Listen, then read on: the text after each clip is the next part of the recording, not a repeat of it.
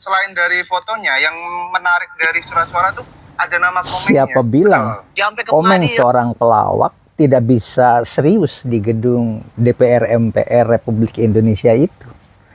Salah satu contoh, nih, pembawa acara. Bu Rosi saja sampai kelabakan. Padahal kan suasananya humor. Suasananya itu tidak serius. Ya namanya juga pelawak. Dia dipilih juga karena dia pelawak. Makanya ketika dibawa ke gedung DPR MPR juga nanti dia akan mencairkan suasana, bukan tidak serius. Kita dengarkan dulu bagaimana Komeng bicara serius. Makanya saya bisa begini sekarang ya. Sama bangsa Indonesia juga selalu salah milih. Jangan ada kesalahan. Pintunya ke depan lagi dong. Satu bangsa salah milih saya. Wah, ini bahaya nih Bu Rosi ini. Kenapa? Ya itu kan merusak bangsa ini. Jadi seperti memilih saya enggak dong. Kalau begitu, mengadu domba loh. Mendengar jawaban Komeng seperti ini, tampak Bu Rosi sangat terpojok. Netizen juga yang saat itu menonton serius hatinya berdenyut-denyut dan terperanjat. Tapi tidak menghilangkan unsur hiburannya, minimal pesan tersampaikan bahwa Komeng bisa menyampaikan aspirasi dengan gaya penyampaiannya. Tapi ada juga netizen yang bersuara miring karena menghubungkannya dengan Ukraina. Rusia memulai perang dengan Ukraina, rentetan ledakan pun dan prajurit bergelimpangan di beberapa wilayah, diduga karena salah memilih pemimpinnya. Konflik ini tentu tidak bisa lepas dari sosok Presiden Ukraina, Volodymyr Zelensky, yang mencuri perhatian dunia. Volodymyr Zelensky memang bukan politisi ulung, ia adalah pria dengan latar belakang seorang komedian. Bagaimana dengan komen? Maju gini, tahu nggak kalau honor jadi seorang wakil rakyat itu nggak lebih besar dari honor jadi pelawak? Loh. Saya ngelihat orang-orang banyak yang ngirim tuh. Ya. Segini-segini. Waduh, gedean. buat anak 3 juta. Itu anak saya 4 juta loh, bener loh. Ini saya ngomong. Apanya 4 juta? Ya per bulan dia Sekolah. Ya. Dia kan nggak tinggal di rumah saya. Emang saya titipin sama orang lain. Jadi Kalau gitu nggak bayar kos dong. bayar kos. Orang cuman kan sebutannya aja kos. Karena yang punyanya kos Banyak sekali para seniman muda yang beralih menjadi politisi. Padahal tidak semuanya sukses seperti Dede hanya mendapatkan 11 suara saja. Untung Dede sudah tahu dengan adanya kegagalan itu, pemerintah sudah mempersiapkan rumah sakit jiwa bagi para politisi dadakan yang gagal itu. Nah, di akhir video ini kita akan berbicara seseorang yang berubah kepribadian sampai dia itu meninggal sambil menonton televisi selama 3 tahun, tinggal puing-puing atau tulang benulang saja di sopanya itu.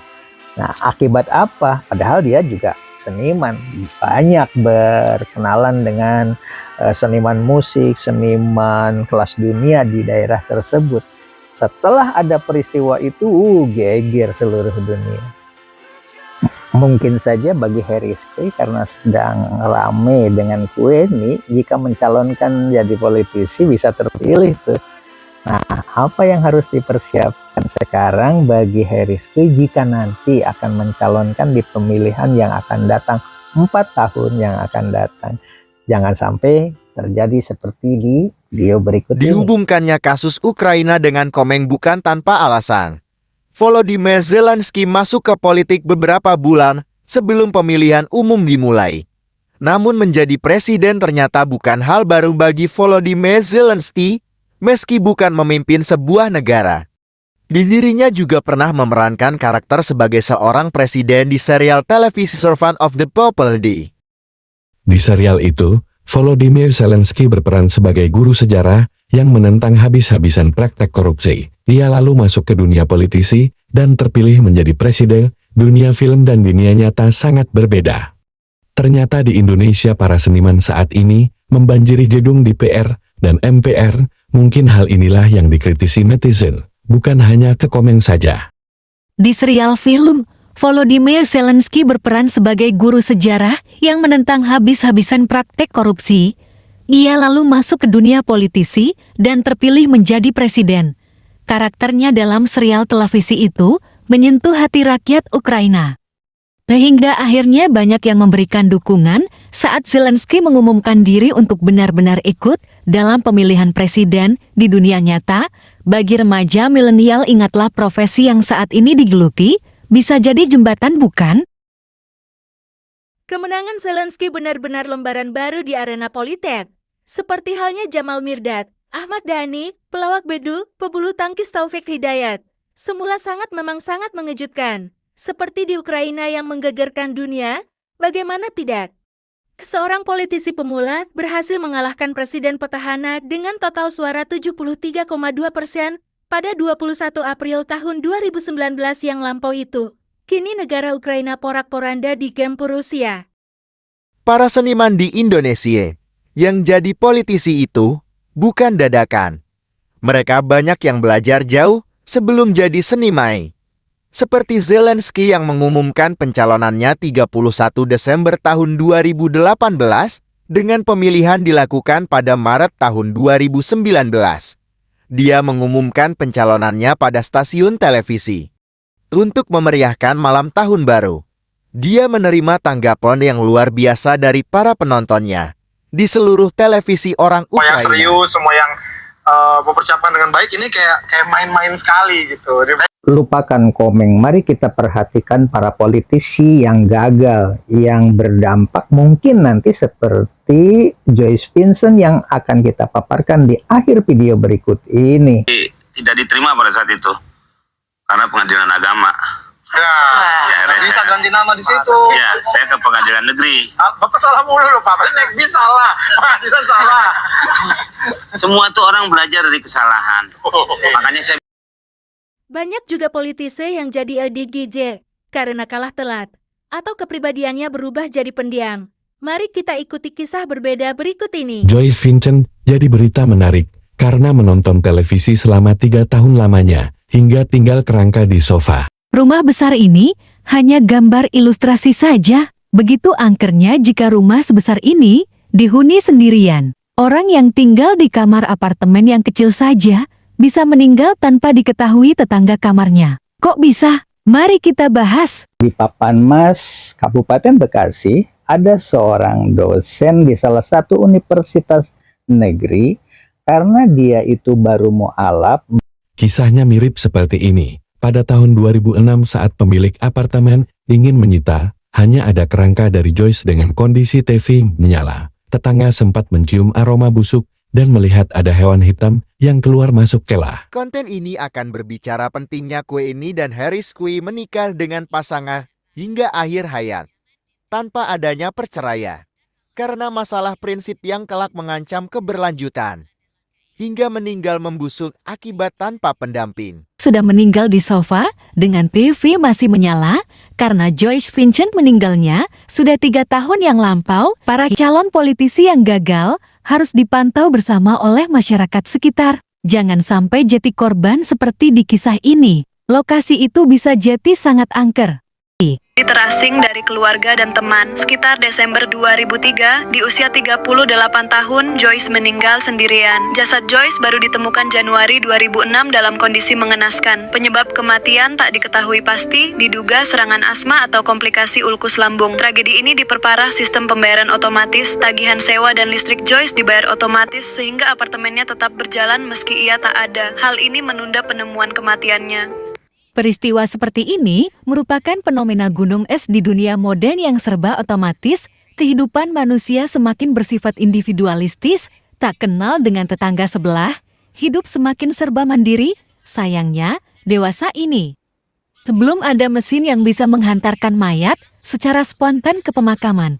Jadi masih dianggap penting adanya acara pernikahan, pertemuan warga, salat berjamaah, atau acara pertemuan rutin lainnya. Ada kisah sedih tentang mualaf yang belum publikasi kepada tetangganya.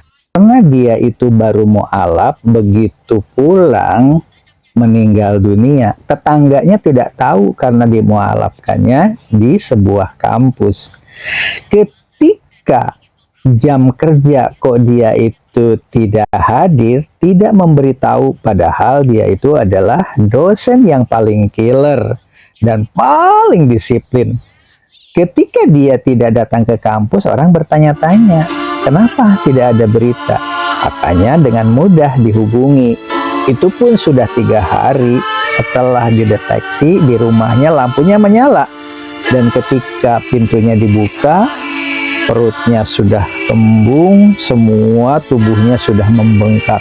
Jadi 3 hari yang lalu dia diketahui sudah meninggal. Nah, beda dengan Joyce Vincent ini. 3 tahun lamanya dia menonton televisi, televisinya masih menyala. Nasib para politisi yang gagal, banyak sekali yang kepribadiannya berubah total. Tentu, jika hal ini ada di lingkungan kita, sangat perlu uluran tangan masyarakat sekitarnya, jangan sampai dibiarkan. Menandakan adanya kesulitan pribadi, tahun 2001 Joyce keluar dari Ernst & Young dan menarik diri dari sosial dan kerja. Ia pindah ke apartemen kecil dan menjadi terasing dari keluarga dan teman. Sekitar Desember 2003, di usia 38 tahun, Joyce meninggal sendirian. Jasad Joyce baru ditemukan Januari 2006 dalam kondisi mengenaskan. Penyebab kematian tak diketahui pasti, diduga serangan asma atau komplikasi ulkus lambung. Tragedi ini diperparah sistem pembayaran otomatis. Tagihan sewa dan listrik Joyce dibayar otomatis sehingga apartemennya tetap berjalan meski ia tak ada. Hal ini menunda penemuan kematiannya. Kita uraikan kisah. Ketika Joyce pindah ke London, disinilah dia mulai menjadi terkenal. Hal ini terjadi setelah Joyce berteman dengan para penerbit dan pemusik handal yang salah satunya adalah Nelson Mandela. Karenanya berita kematiannya menghebohkan. Seperti kehidupan orang Eropa lainnya, Joyce tinggal di apartemen seorang diri. Gak tahu apa penyebab Joyce jadi penyendiri seolah-olah antisosial gitu, padahal Joyce adalah orang yang baik dan mempunyai kepribadian yang bagus juga. Pasti ada penyebab yang memaksa dirinya jadi penyendiri. Pada 23 November diketahui dia masuk ke rumah sakit dikarenakan muntah darat dan Joyce sendiri pun mengidap penyakit tukak lambung. Joyce pun dirawat. Diperkirakan meninggal pada akhir Desember tahun 2003, penyakit tukak lambung yang dia derita itu bukan penyakit magya. Agar netizen pahami juga, lamanya Joyce dirawat sekitar 1 bulan. Setelah pulang dari rumah sakit inilah diduga Joyce meninggal dunia. Untuk meredakan rasa sakit, dia menghibur dirinya lewat hiburan. Hiburan apa? Mungkin hiburannya hanya nonton televisi saja, di mana dia meninggal di sofa apartemennya sendiri dengan kondisi TV yang menyala. Tetangga dan saudaranya pun tidak mengetahui kejadian tersebut. Hal ini berlangsung selama 3 tahun lamanya hingga membusuk dan menjadi tulang. Ditemukan tumpukan kerangka di sofa dan dengan kondisi TV yang hidup selama 3 tahun lamanya. Mungkin jika tahun 2024 saat ini bisa main TikTok, sehingga lawan PK bisa mengetahui kondisi lawannya itu. Apalagi jika TikToknya berupa pengajian ibu-ibu hingga hatam Quran, maklum sebentar lagi puasa Ramadan bukan? Itu pun khusus bagi orang muslim di saat kesepian atau selalu bisa tadarusan bersama di God Medsos. Jika non-muslim mungkin bentuknya yang berbeda, maaf admin hanya memberikan saran bagi yang sekarang hidup menyendiri saja. Jangan sampai seperti Joyce dalam kisah ini, kita ambil pelajarannya. Saat pemilik apartemen ingin menagih uang sewanya, tapi gagal, pada tahun 2006, saat pemilik apartemen ingin menyita, barulah terungkap. Jadi serem tuh kamarnya bukan? Tetangga sebelah kamar apartemen juga pasti gak betah di situ, karena berita sang pemilik hanya menemukan kerangka dari Joyce dengan kondisi TV menyala. Para politisi yang gagal memperoleh suara, jangan dijauhi, segera dirangkul. Jangan sampai terbuai dengan kegagalannya. Jika politisi gagal dan berubah kepribadiannya hingga meninggal dan membusuk, maka tetangga sekitar akan kena imbasnya juga. Tempatnya akan jadi angker. Lahan di sekitarnya akan susah laku jika dijual. Nih, sebaiknya ada aturan kemasyarakatan. Minimal WhatsApp atau media sosial diaktifkan secara rutin.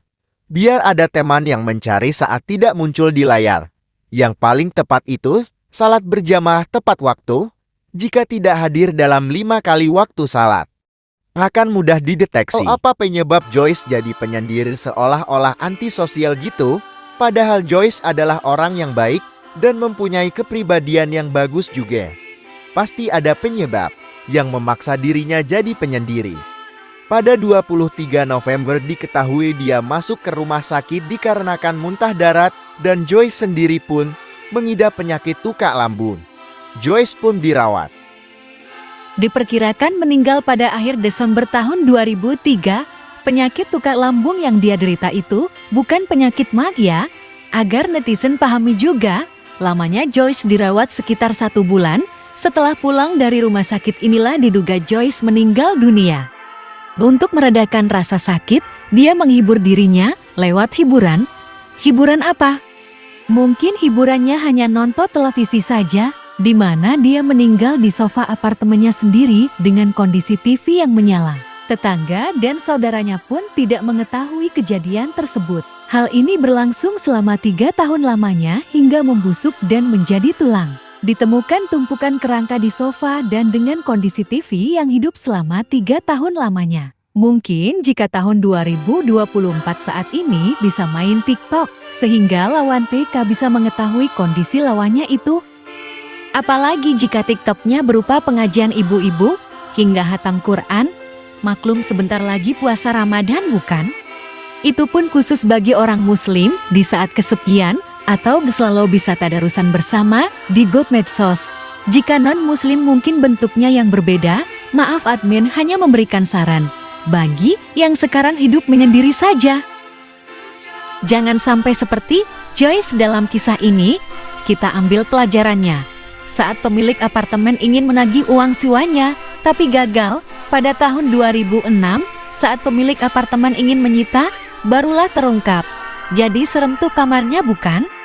Tetangga sebelah kamar apartemen juga pasti nggak betah di situ, karena berita sang pemilik hanya menemukan kerangka dari Joyce dengan kondisi TV menyala. Pasti geger juga di apartemen itu bukan?